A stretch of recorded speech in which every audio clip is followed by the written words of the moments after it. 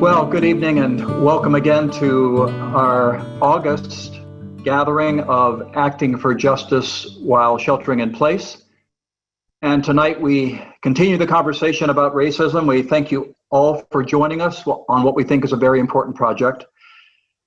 This does seem to be a critical moment in our history when a shift in consciousness and the prospect of a more just world seem within our grasp.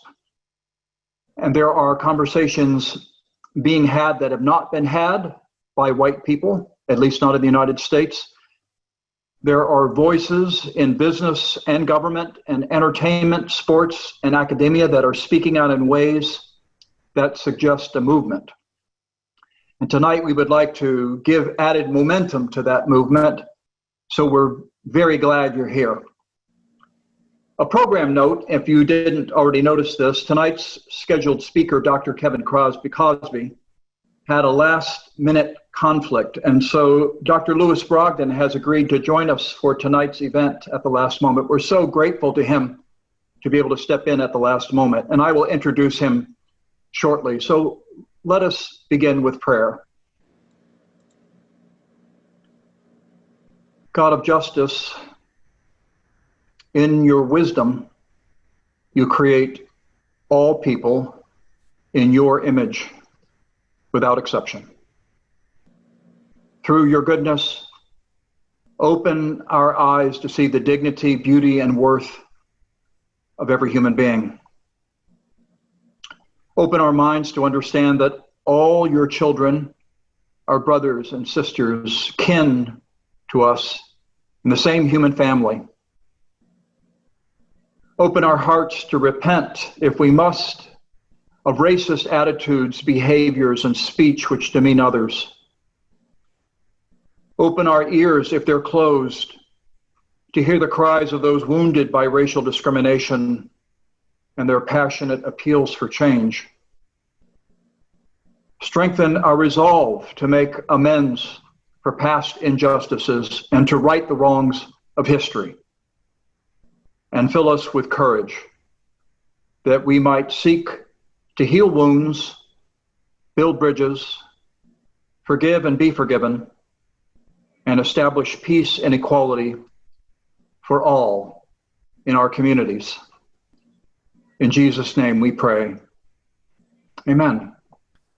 So now it's my pleasure to introduce tonight's speaker again.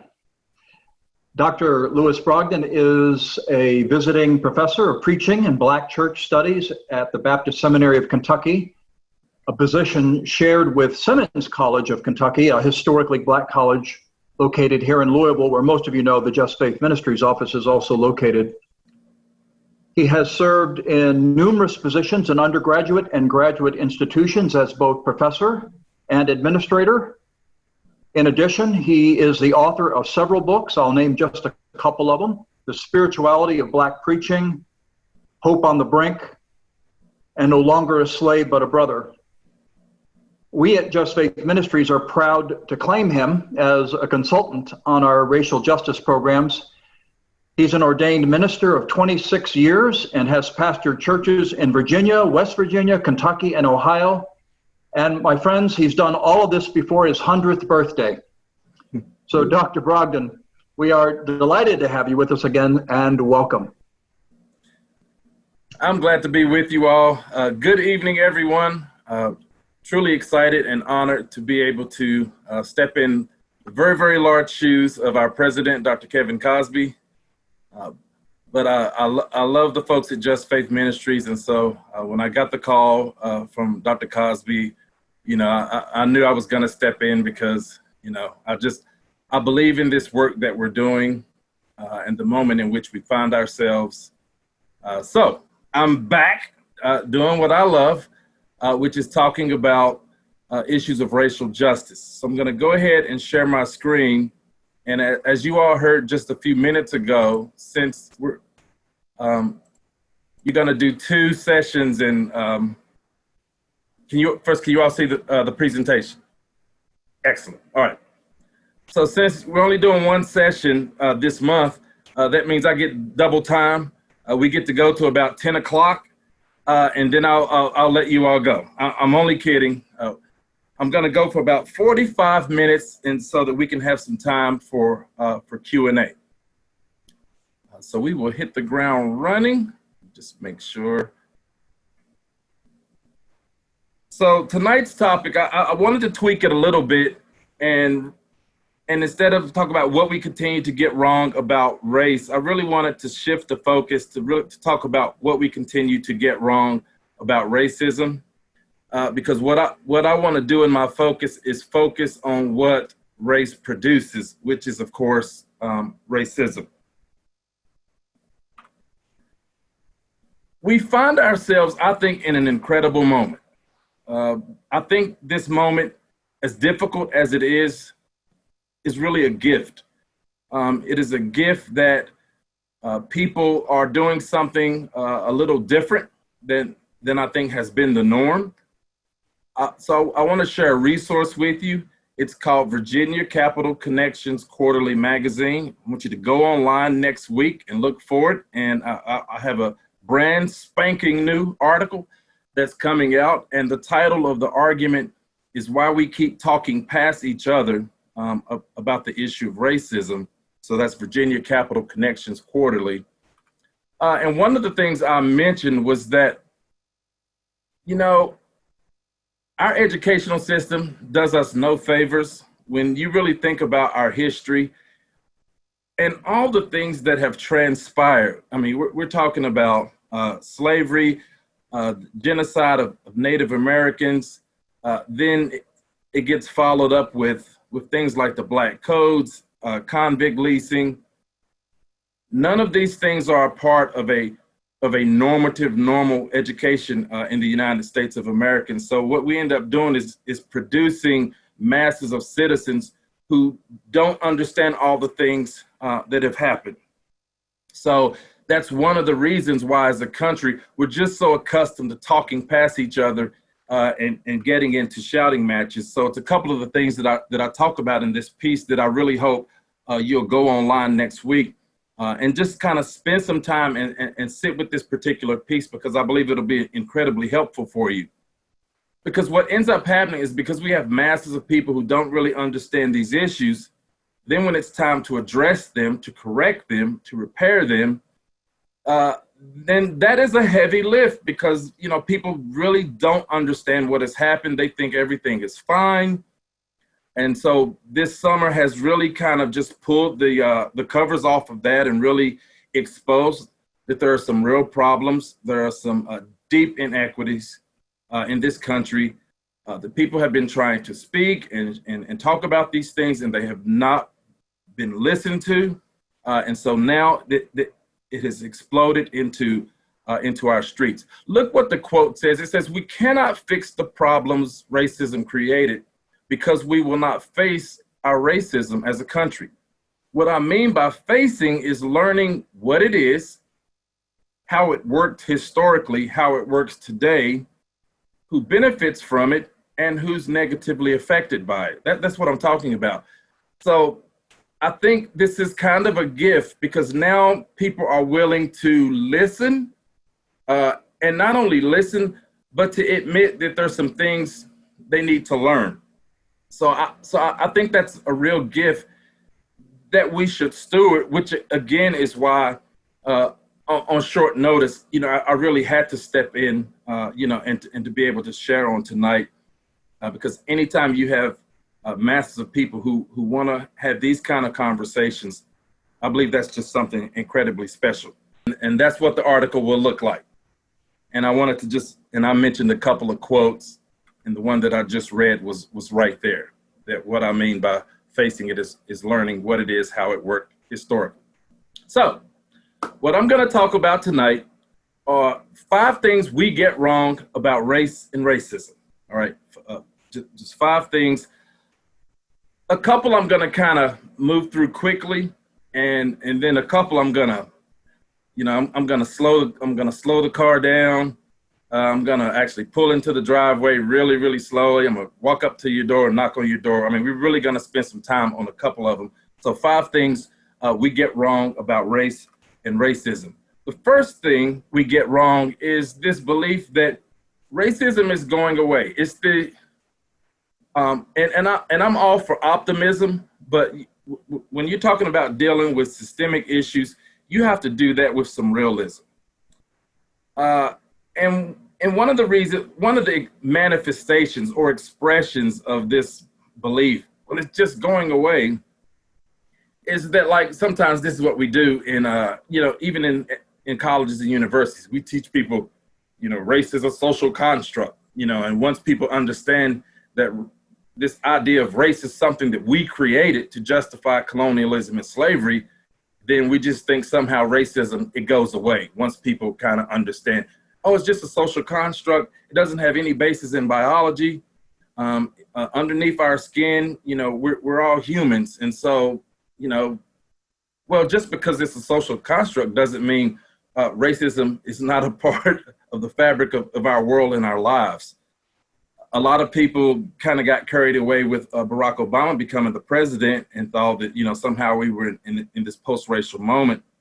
I remember a white colleague actually telling me that he didn't know what the problem was, with black people, because everything was fine because, we had a black president. And, so I started laughing, and my friends knew when I was laughing like that, it was like, Lewis is getting upset. But I was just laughing to kind of calm myself down because I wanted to ask him, how many black friends do you have? Because just because Obama was in the White House does not mean racism went away. In fact, it got worse. So I want to introduce you to a source, Derek Bell's work, Faces at the Bottom of the Well. Just dispels this myth that, racism is going away. It's not. Now, do I wish do I want it to be this way? Well, absolutely not. But for 400 years in this country, racism has been around. And I seriously doubt if it's going anywhere. And just by saying racism is permanent in this country, it doesn't mean that we're not trying to face it and to overcome it. But you can't confront something you're trying to pretend that it's not there, that it's not there for a reason. So one of the things I liked about Bell's quote was he talked about how democracy and racism are historically and inherently reinforcing. So they kind of work hand in hand to keep the system the way it is. He says the permanence of this symbiosis ensures that civil rights gains will be temporary and setbacks inevitable. So if you study the history of this country, let's take Brown versus Board of Education. Yes, that's wonderful. Then you get white backlash to that. We hop up to 64, Civil Rights Act of 64. Yes, then you get the summer of 64 where all hell breaks loose. Dr. Martin Luther King Jr. is assassinated in 68. Okay, yes, then we get the Civil Rights Act of 68. That's great, but then you get protests and riots. So every time there's progress, there's pushback. So when Obama became the president, man, that was wonderful. But then we got the Tea Party. Then we got the Make America Great Again movement. The Ku Klux Klan, having parades, marching up and down the streets, all of this stuff. So this is what Bell is talking about. And Bell makes this statement. He says, black people will never gain full equality in this country. He says, there will be great efforts to try to change things, but the only thing they're going to do is just produce what he calls temporary peaks in programs that will be short-lived. But he says this is not a sign of submission. It's not that we're just saying, well, we can't overcome it, so we might as well not resist it. No, he actually says it's the ultimate act of defiance. So pushing back on this optimism that, oh, it's just gonna go away, I think it robs us of the grit that we need to really fight a complex and a stubborn system of advantage.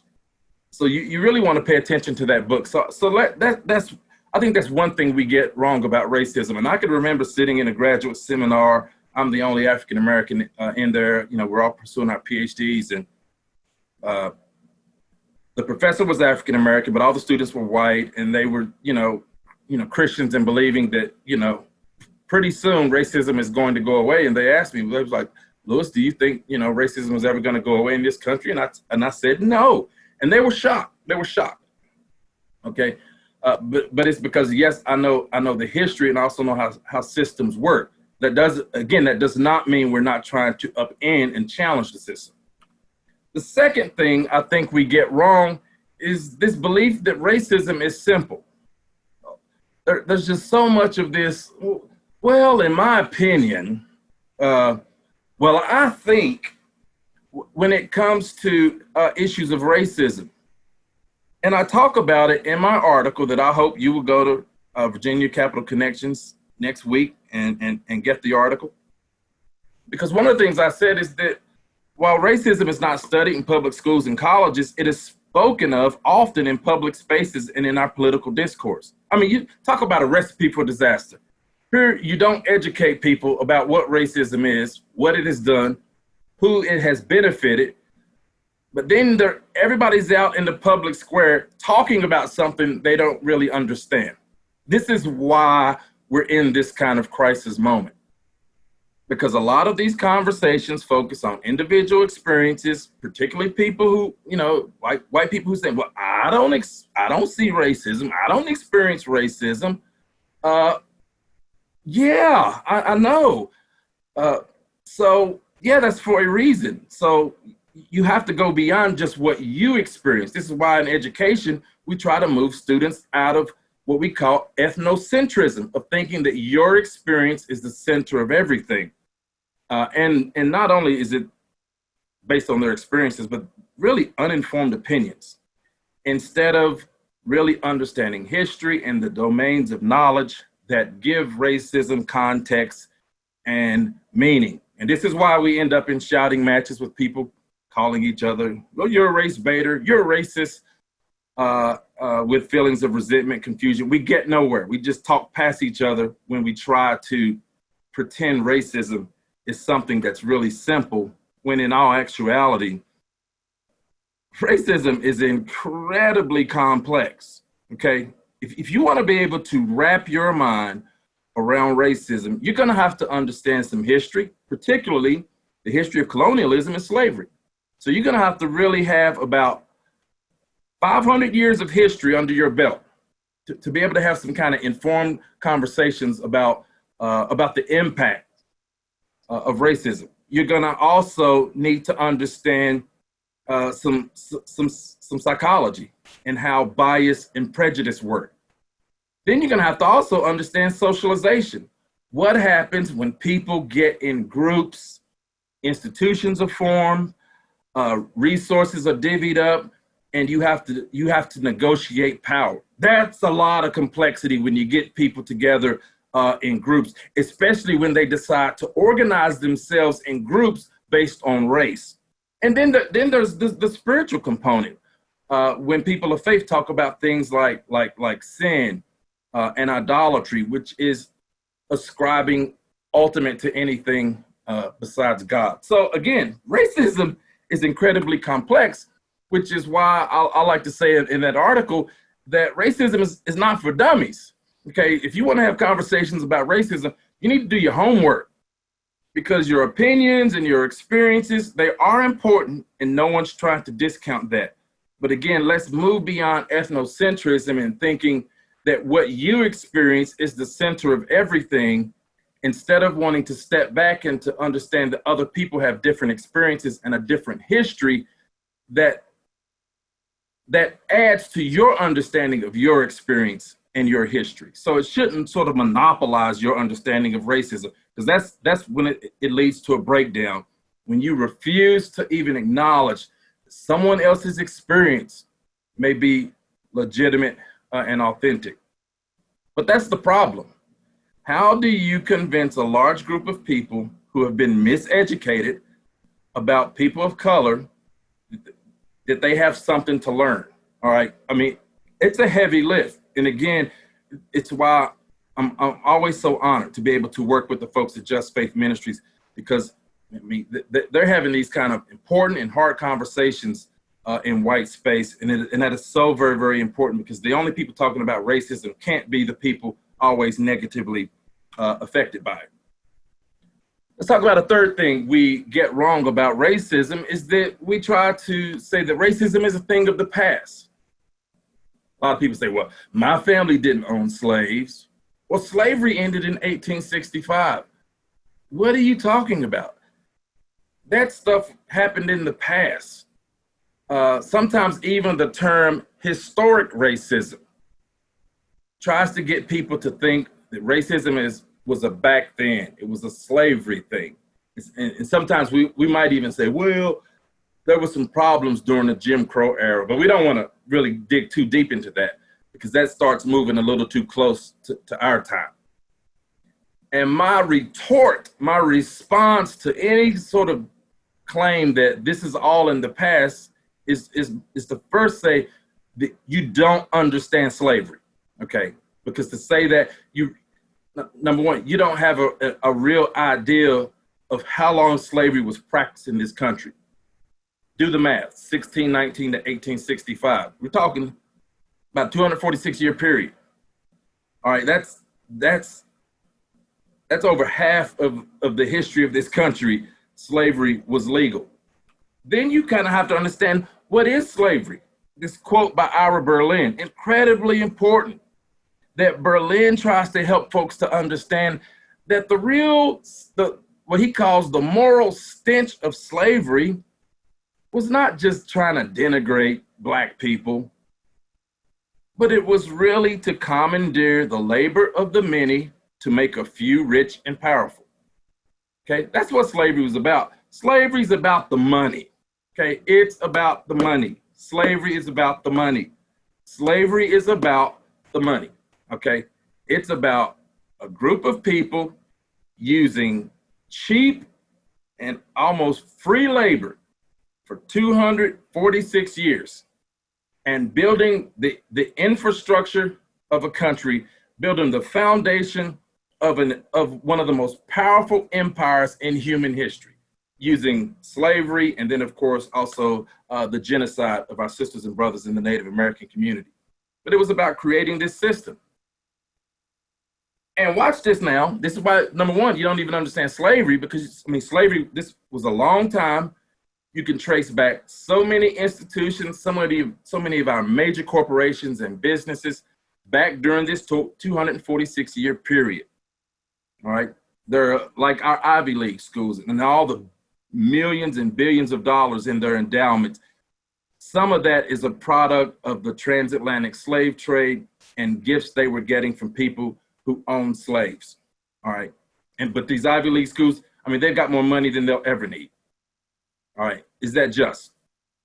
It then gets followed, slavery gets followed by another 100 plus years of legal disenfranchisement. In other words, it was still legal to do things against masses of Black people. I mean, it was legal. It was not illegal. It was legal.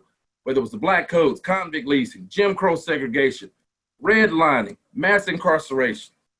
So now we're already well over 300 years. So we're not talking about the past. Redlining and mass incarceration, we're living in that era. So start thinking about racism. I call the dual aspects of racism: it's dehumanization and economic exploitation.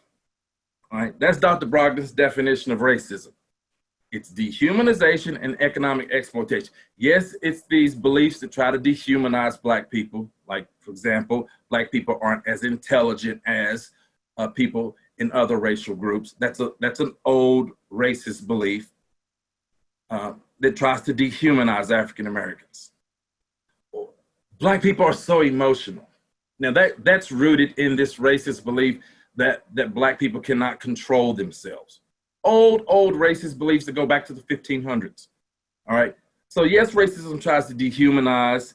There's the N-word, calling Black people apes, coons, possums, baboons, all this kind of stuff. But racism is not just trying to dehumanize. it's also the economic exploitation. And then the print is a little small, but on the bottom it says racism creates systems of advantage and disadvantage, both, okay? Advantage and disadvantage. Which is why Wellman's book, Portraits of White Racism, is just such an important book. I dare you, double dog dare some of, like 20 of y'all to read this book, okay? It's a lot to chew on. He says racial consciousness is most fruitfully analyzed to use the language of the organization of advantage rather than the structure of the personality. In other words, Wellman says, get out of thinking what sustains racism is people who are individually prejudiced against blacks. That's not what it is. It's a structural relationship based on the subordination of one racial group by another. All right, so when you think of racism, that's what we're talking about. We're talking about one group exercising, you know, a superior relationship to another group, marginalizing them, disenfranchising them, making this group, putting them in a subordinate status. Because what ends up happening in a society like this, I'll tell you what racism does, it creates gaps and inequities. I mean, look at this wonderful graphic. I mean, this is pretty good stuff. All right. What racism does is it creates this system where you have people who have been advantaged, they've benefited, okay, you know, their families, their institutions, they get, you know, the benefit of free labor. Then you get a group of people who are not quite on their level. So it's important to kind of see this dichotomy. So not only is there the gap, but there's also inequities. So when you start studying how resources are allocated, you will find African Americans don't have what white Americans have. And it's not by accident, and it's not because, you know, I mean, you want to talk about an irony. People who work for free for 246 years are lazy. Like that is, you know, that's a lot of irony. And then the people who benefited from other people working for them for free, you know, get to tell the people they marginalize that they're lazy, and that the reason their institutions and their families and their communities don't have is because they're not working as hard as they work. Okay, that's not how this history played out. This is why Nancy DiTomaso's book, The American Non-Dilemma, Racial Inequality Without Racism, is such an important book. I commend it to you. Okay, I've given a dirty dog dare to like 20 people to read Wellman. Let's get another 20 to read DiTomaso's book, because she says one of the most important privileges of being white in the United States is not having to be racist in order to enjoy racial advantage. Now, let's go back to this fantastic graphic here. See, this is why you have to do justice work. Because if you continue to push for equality when the system's like this, what changes? See, nothing. Justice means putting everyone on the same level. Then we move forward. But you can't move forward until everyone's on the same level. And in this country, all we want to keep talking about, everybody's equal, when the system's not equal. So first thing we got to do is we got to fix the system. That's doing justice work. So we have to be people that we must place more of a value on justice than equality. Because what she says is that here's how you understand how racism works after slavery, after Jim Crow. She argues that it is acts of favoritism that whites show each other through what she calls opportunity hoarding and the exchange of social capital that contribute most to continued racial inequality. Okay. In other words, you don't have to be a racist to enjoy racial advantage, okay, because the system is arranged in such a way where you're in good shape. So all you do is start hooking up all your friends, giving your friends favors, giving your friends opportunities. And not only that, then you turn around and you then pass down trillions of dollars in wealth. Wait a minute. I thought we were supposed to, pull ourselves up by our own bootstraps. What do you mean you're getting something that another generation is passing on to you? This is a benefit white people get. That other minorities are like, man, I wish I had somebody who would pass down something so that I can put a huge down payment on a house instead of having to do that all on your own. So Thomas Shapiro's book is excellent. He says, well, baby boomers, they're getting ready to, and this process has been going on for about almost 30 years. We have 10 more years of it. $9 trillion in wealth is being passed down baby boomers to Gen X, millennials, etc. In other words, this is white wealth that's being passed down. And what wealth does is it cancels out gains when you start thinking about what people are earning, what they're doing in classrooms, because what it does is it gives that generation, it gives them a head start. It gives them an advantage that other people don't have. So Shapiro shows that whites have about $136,000 advantage and blacks have $136,000 disadvantage, okay? So again, we're just so far behind because that's what racism is. It's a system engineered to do this. And how is it possible? Because of policies that are straight up racist. Let's take the Homestead Act, for example.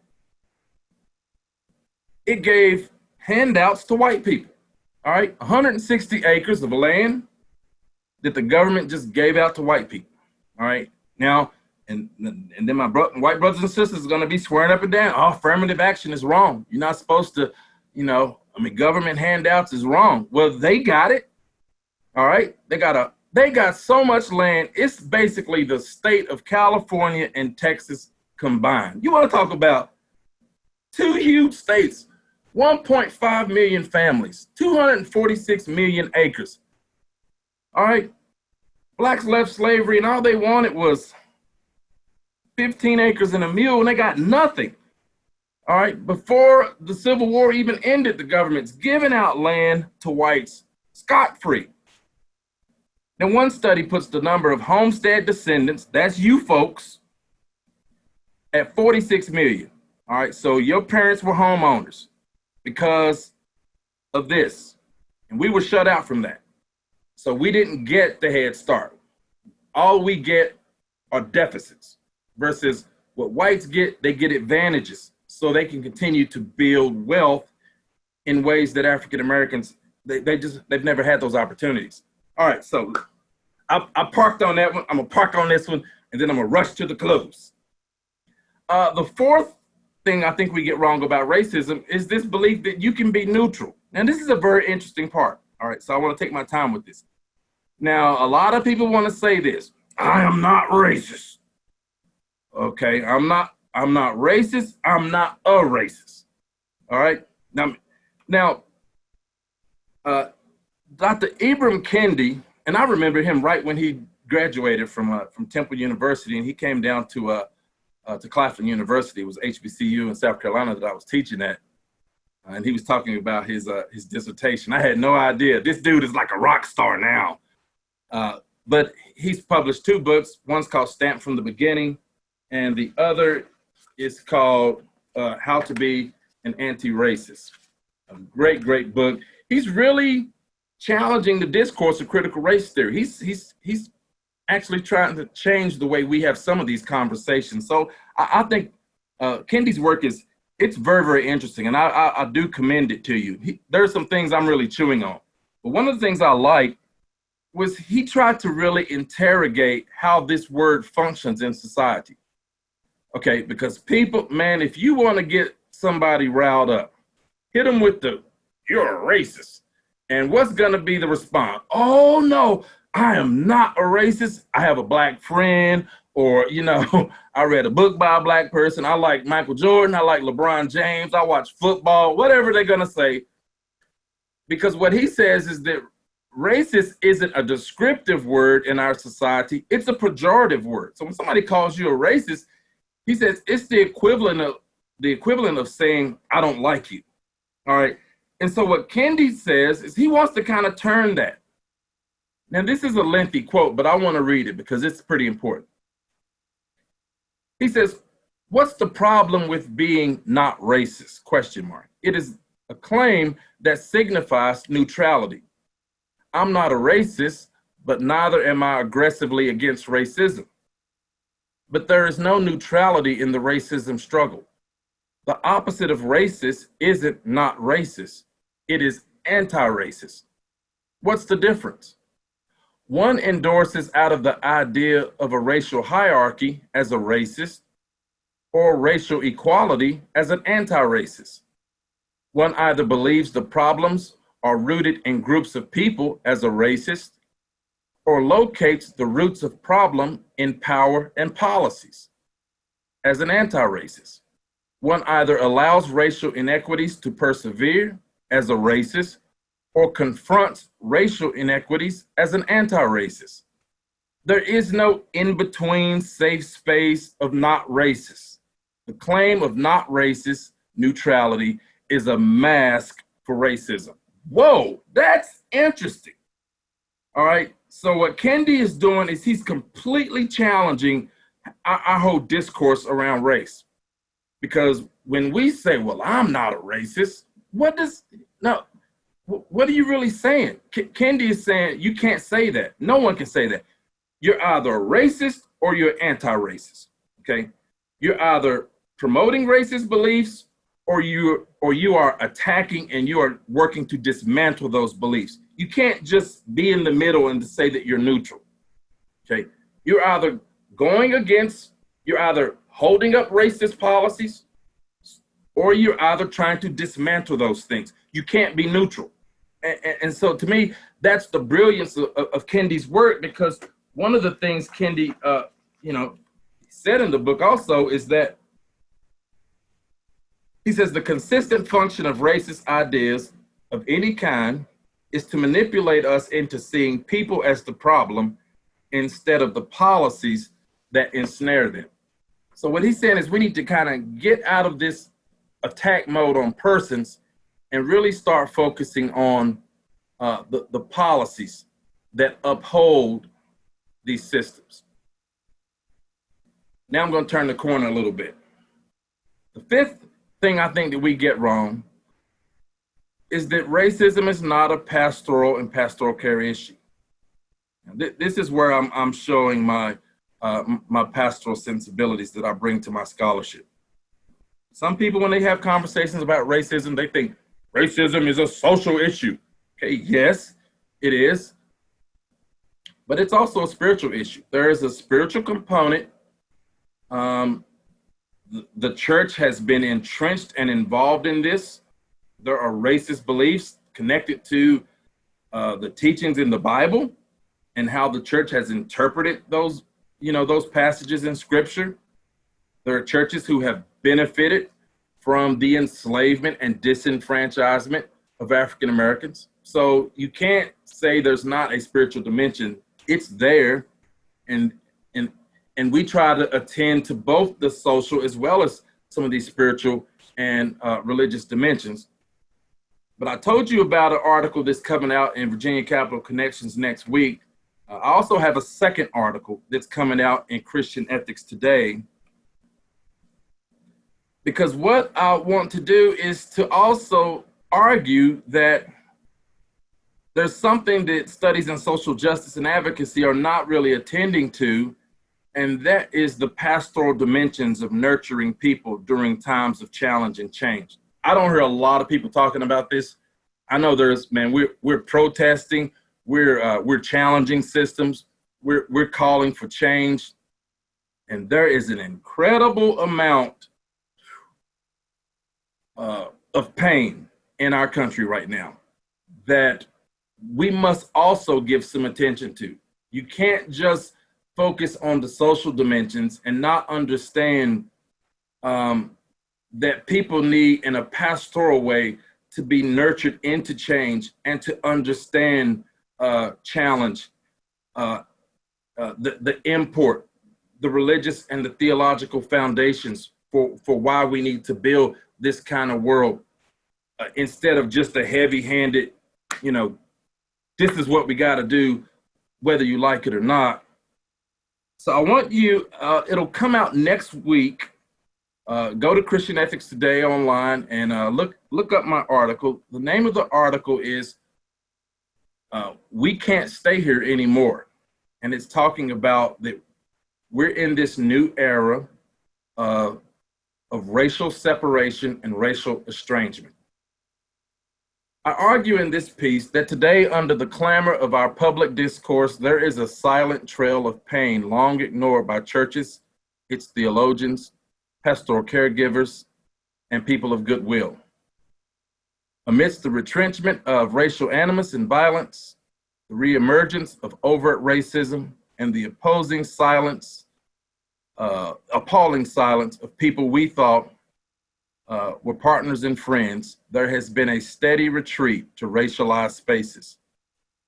Racism has reemerged and intensified across this nation, and individuals and families have faced the cold, hard, and bitter realization that they cannot stay here any longer. I use the motif of moving to kind of explain this new era that we are in, where there's been all of these interracial coalitions, interracial friendships, interracial churches, and there's been an incredible amount of loss for the past 5 or 6 years. I mean, there have been friendships that have been broken. People can't talk to certain family members, certain friends. It is a very, very painful time that I really spent some time saying we need to give some careful attention to this because a lot of people are dealing with grief. There are probably people who you're watching me right now. You've lost friends. You've maybe had to stop going to a church.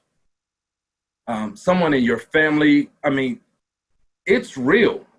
When you thought we grew up with certain kind of beliefs and values, and then you start hearing people saying things that are fundamentally wrong or you disagree with, and so there's an incredible amount of loss, and I think we get that wrong. We minimize that.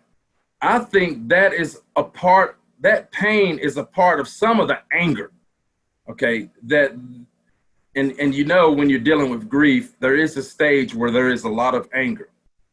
And that's fine. I'm just not sure people are even aware of that complication, those feelings of anger, because they've lost some things. They lost, they can't even go back to their church. Some people can't go back to their families anymore. So I think it's a very, very important issue. It is a lengthy, meaty article that I hope you will read. And I write all this stuff for free, because I just love it, being able to share. So let me move to a close. I think when Kendi argues we can't be neutral, then what we're looking for with folks with like Just Faith Ministries and all you who've joined us tonight, we need partners in anti-racist work. We don't need people who want to just feel good and just be able to say, I'm not a racist. Okay, I like black people. What are you doing about dismantling the system that disenfranchises us? That's what we need. We need people who want to say, hey, let's go to work to dismantle these beliefs and these systems. We need people who are anti-racist, all right? Because nobody on here tonight wants to be a racist. I just want to move you from saying I'm not a racist to being anti-racist, okay? An anti-racist is working to dismantle racist beliefs and policies, all right? So now this is going to be a resource this coming down the pike from me, and the resource is called Planning After Protesting, okay? It is, okay, it's about a 59-page PDF magazine that really explains what's next after this moment. And one of the things I talked about in this little booklet is there are 3 stages for moving to a protest moment to a movement. So what I'm hoping is that this doesn't become a movement, and I'm already really concerned. Momentum is starting to decline. Interest is starting to lessen. I mean, and it's understandable. There is a pandemic kind of going on as well, and its effect on the economy. We're going to be dealing with that for quite some time. So there is real concern that we're not going to do everything we can in this moment that we need to do. So that's why, I mean, I really jumped on this, and I'll be working hard to get this out to you as soon as I possibly can. But there are 3 particular stages. You kind of have this protest stage. Then you have this educational, this advocacy stage where people are trying to understand, the nature of the problem. How do we get here? But then the focus is when we get to the 3rd stage, and this is my real concern, is we need plans, okay? We need a plan of action that needs to be outcomes based, all right? So I'm a dean of assessment as well. And so outcomes means, where do you want to be in 5 years, 10 years, 25 years? Where do we want to see the Black community in this country in 25 years? We need to set outcomes. And if that's where we want to be, then we have to start thinking, okay, then what do we need to do to get there, instead of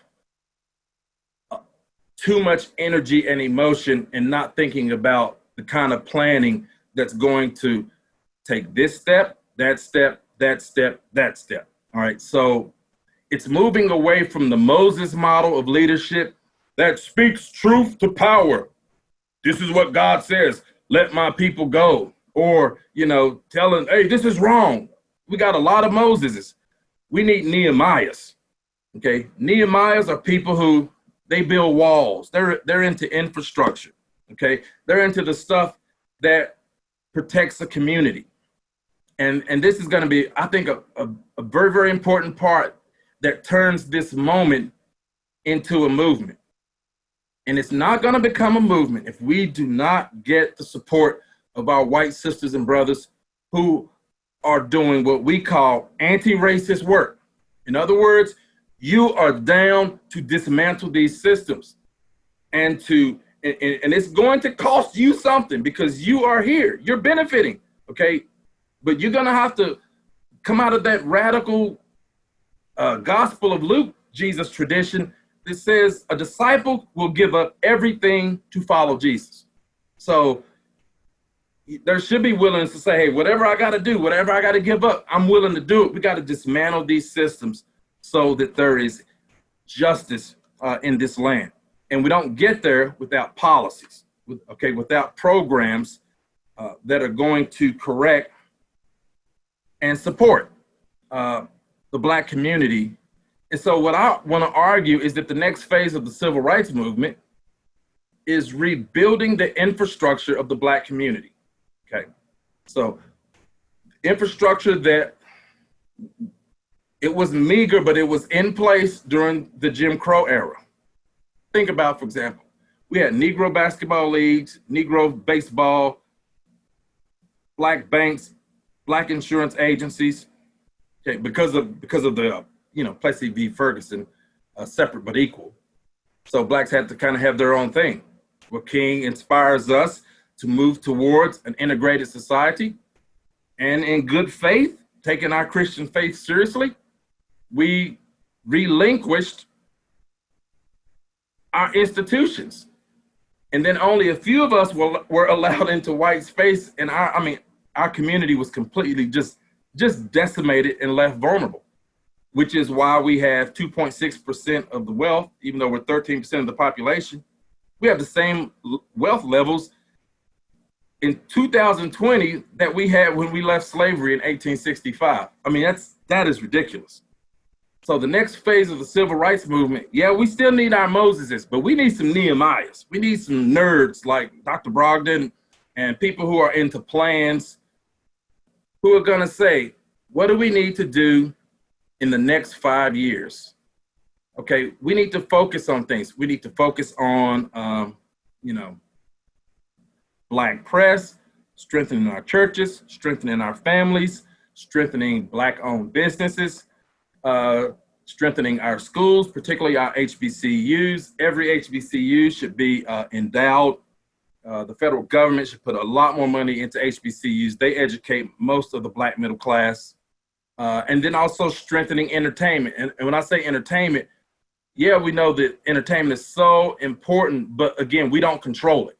Okay, so Black people are always making money for more powerful and wealthy white people. And we have to start changing those dynamics. And some of those conversations are going on, but like, some of these NBA players, they're like, yeah, we need change. And some want to suggest some radical things like form our own league. But then these other players who are like, man, I'm getting these big checks, from these owners. I can't do that.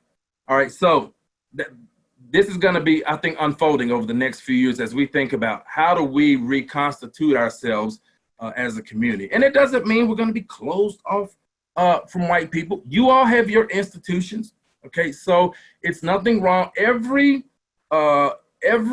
culture, all people, they all have their own institutions. I mean, one study told us that the dollar stays in the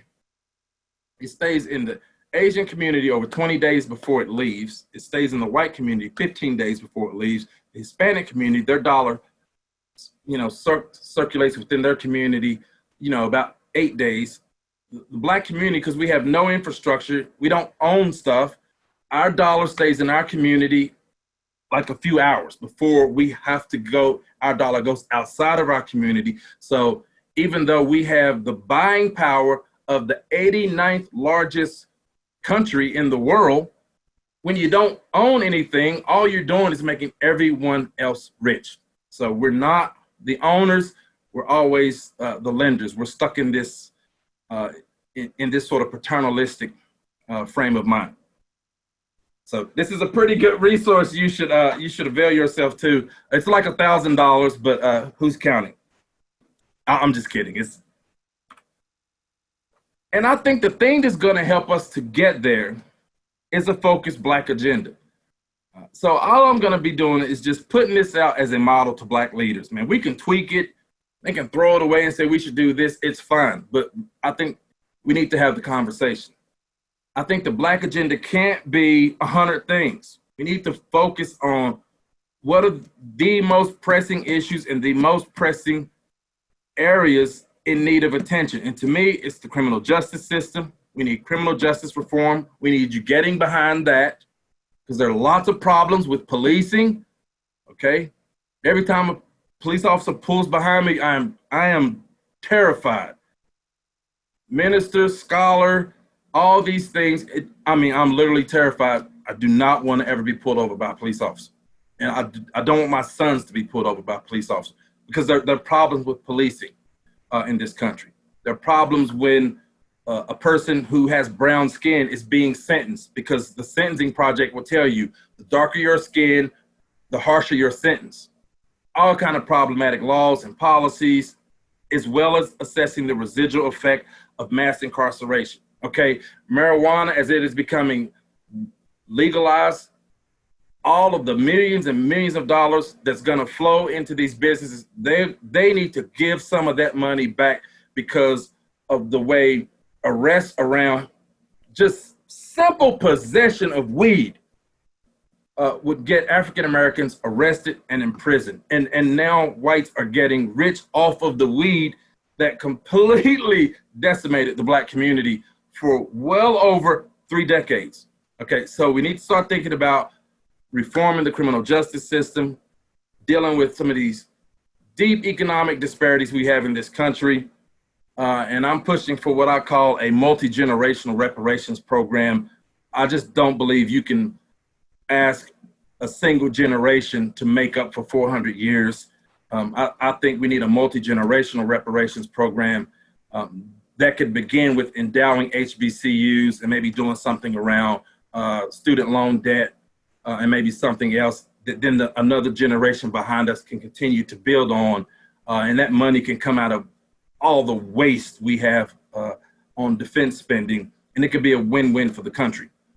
And then significant reforms in education, which again, dealing with some of these inequities in how educational institutions are funded, dealing with the way we have organized our public school system, that the funding revolves around taxes coming out of particular zip codes. We've got to address that, because all that does is when you've had redlining, all these wealthy communities, they're going to get really good financial support going into their schools, and you're going to have less going into those impoverished areas. That's a structural problem. We need people who want to do anti-racist work to challenge that. We've got to change our curricula in this country and make some changes around teaching and learning. So, I've given you sort of 5 things we get wrong about racism, and then here's what we kind of need to do in regards to some next steps. So now I want to open it up to some questions.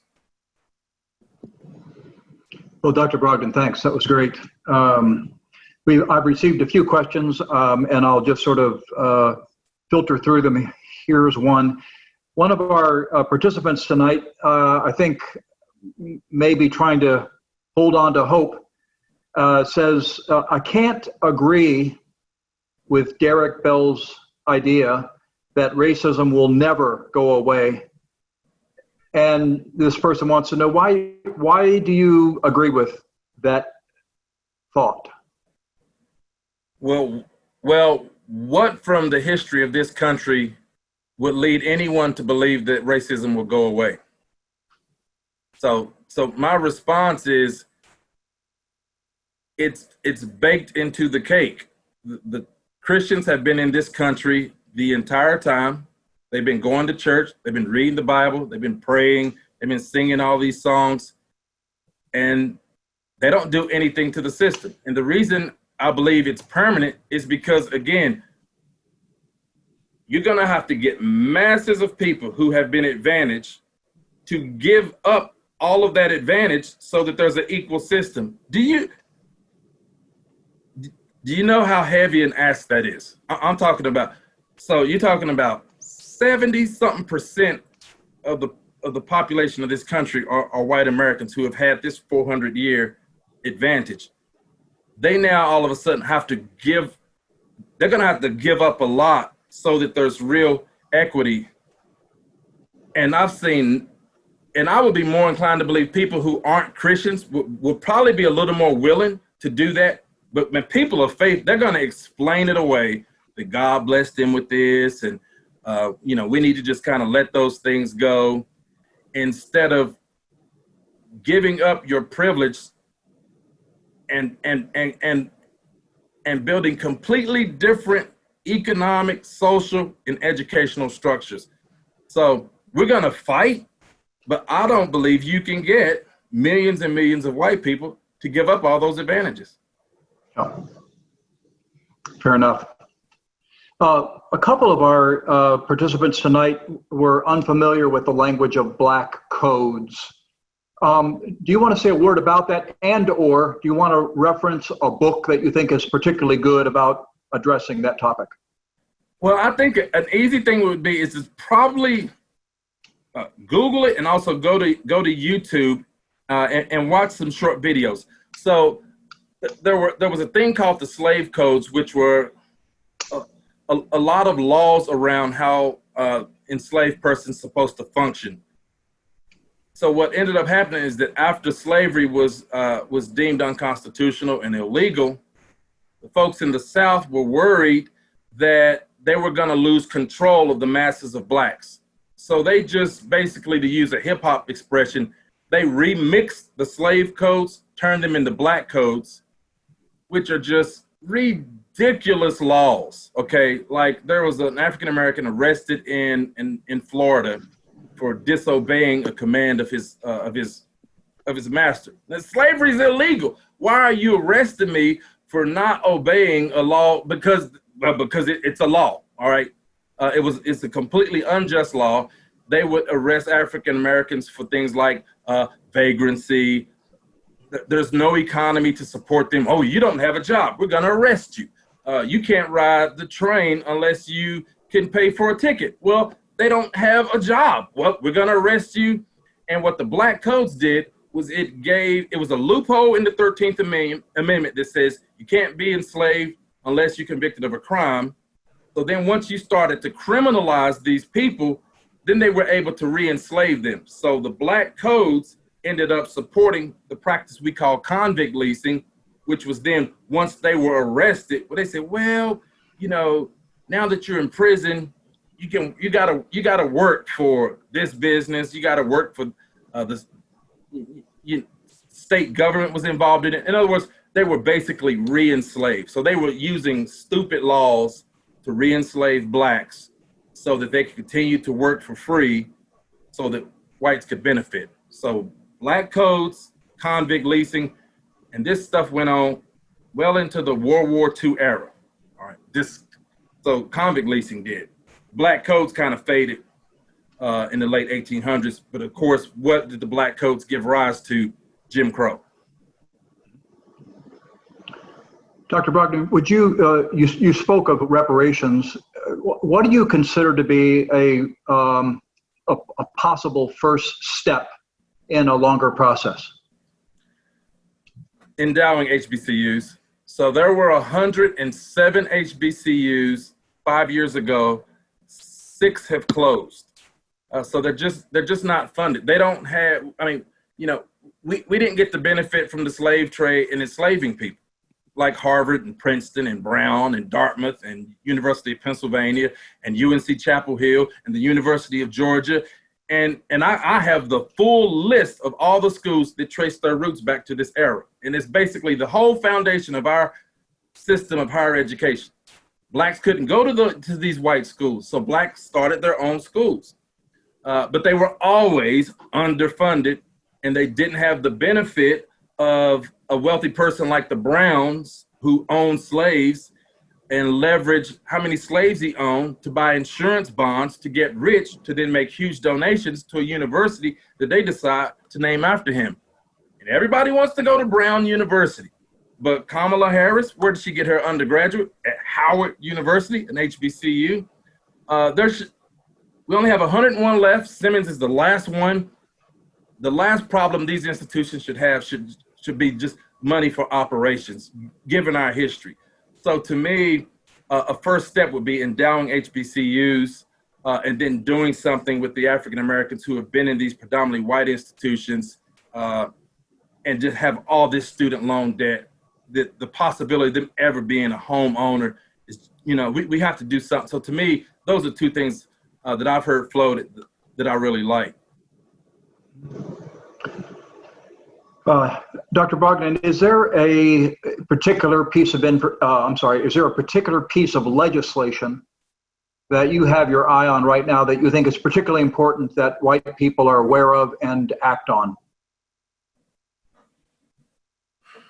I would say HR 40 is the bill that goes before Congress every year, and HR 40 is a bill to just commission the study of reparations. So to me, it would be good to have more white Americans writing members of Congress and encouraging them, because HR 40 is not calling for reparations. It's saying we need to study this so that we can explore what we need to do. So it will take more goodwill from whites to kind of push members of Congress to really take a look at this. And then I would also encourage every person, every time they pass the budget, to download that PDF. It's hundreds of pages, but I have Trump's budget, okay? And so you can see where the money goes. So to me, we can do something with reparations. If you see what we spend on spending and how much gets wasted on spending, I mean, we have more bombs than anybody. We can still keep all the bombs we have, make less bombs, and do some things to really kind of build up our country. And I tell you, if I was running for office, which I never would, we also need to spend less on defense because our infrastructure is crumbling in this country. Oh, but we do have great bombs. That was sarcasm. Yeah. Right. Dr. Brogdon, I think one of the things that many of the folks on our call tonight are speaking to is some kind of portal into engagement, helpful engagement with the Black community. They're wondering if they're, like we've had some speakers on this series, Bread for the World, for example, which happens to be a Christian hunger group, a lobby group that invites people to participate in how do we address the problem of hunger domestically and internationally. And it gives them all kinds of like first step, second step, third step. Is such a thing available currently? Is there a Black-led organization that is seeking out white people to join them as colleagues and as partners to address the issue of racism directly? And is something you can recommend? Well, locally in the city of Louisville, we have a group that's called Empower West. And what the Empower West model is, it's white leaders who are willing to come into Black space and follow Black leadership to address issues of the Black community. So they don't come in there and kind of take over, well, I know what we should do. They come in to listen and then to say, how can we help? And the focus is on really them kind of getting educated about Black issues, then trying to support Black businesses. So if you're in the Louisville area, Empower West it's a wonderful group. They do a lot of education and advocacy work, including there's a letter that they've sent out to Mayor Fisher about making a call for reparations. So the Empower West, I think, is a good group. If you're not in Louisville, then I want to encourage you to find an HBCU that's possibly in your area, or it might be a predominantly white school and that may have a Black student union or a Black student group. Find some ways to kind of plug in and to continue to educate yourself and to find ways that you can support. So I would, based on those three issues I focused on, whether it's criminal justice, education, or economic reform, maybe find one that fits your gifts and your skills. And I would encourage, everyone to start studying the laws that they're voting on locally at the state level, as well as in DC, and then letting folks know laws that are being passed, because sometimes as African Americans, we're in survival mode. So I'm always trying to make sure I'm paying attention, because once something is passed as a law, and this is why Mayor Fisher is hiding behind this policy and won't let these officers that murdered Breonna Taylor be brought to justice, because, there's a policy that's going to protect them. Well, we have to change those policies. That's doing anti-racist work. Great. Well, I'm aware that we're near the end here, and I would like to invite all of those who are on the call who can't say a word, show Dr. Brogdon your appreciation just with a visible hand clap. Dr. Brogdon, thank you very, very much. And if I can say to each and every one of you, just the gratitude that I feel that you would take time out of your evening to open up your heart and your mind and to listen and to learn and to lock arms in this struggle. These systems, they are real. Their effect upon people's lives, these things are real, and they are incredibly painful. But it is heartening to see folks who are willing to listen and to say, whatever I can do, I'm willing to do that. And so I just want to thank you. You've encouraged me tonight to keep writing and to keep, sharing these things with the world. So thank you all, and Just Faith, I love y'all. Thank y'all. Thank you, Dr. Brogdon. I'd like to close tonight with a little piece of Dr. Martin Luther King Jr.'s I Have a Dream speech. And it's got a significant meaning, I think, for those of us who maybe are tempted to have our eyes averted to the next thing in the news. He said, "We have also come to this hallowed spot to remind America of the fierce urgency of now. This is no time to engage in the luxury of cooling off or to take the tranquilizing drug of gradualism. Now is the time to rise from the dark and desolate valley of segregation to the sunlit path of racial justice. May it be so. Everybody, thanks again for joining us. Stay safe, and we look forward to seeing you again next month. Thank you. Take care, you all.